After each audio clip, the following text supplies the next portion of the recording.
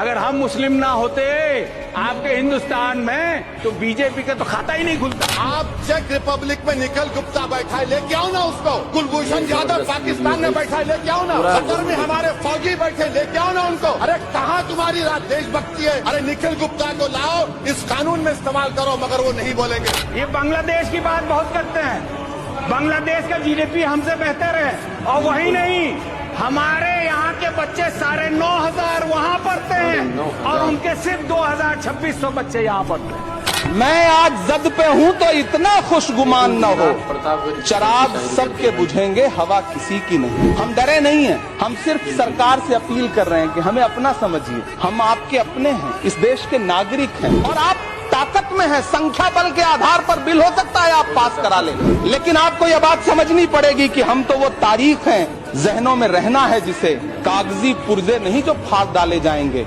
जिस जमीन पर मैं खड़ा हूँ ये मेरी पहचान है। आप आंधी हैं तो क्या मुझको उड़ा ले जाएंगे? मुझसे पूछा जा रहा है कि 500 साल पहले तुम्हारी मस्जिद थी नहीं थी। ख्वाजा अजमेरी की दरगाह कह रहे नहीं है। अरे सर, अगर मैं इस पार्लियामेंट में खोद दूं, इसमें गड़ा कर दूं, तो खाने जहां का हिस्सा मिलेगा तो मेरी हो जाएगी ये। What has changed, please tell me. वजीर आजम कहते हैं कि वक्त का ताल्लुक संविधान से नहीं है। अरे कौन पढ़ा रहा है वजीर आजम को? आर्टिकल 26 पढ़ा लीजिए। खुदाई चल रही है इस देश में, कई जगह खोदे जा रहे हैं। ये खुदाई हम सब सांसद मिलके करें। किसान विरोध करे, देशद्रोही है। विद्यार्थी विरोध करें, नौकरी के लिए नौकरी मांग रहे हैं आपसे, और कुछ तो नौकरी भी नहीं मांग रहे हैं, परीक्षा समय पर कराने की मांग कर रहे हैं।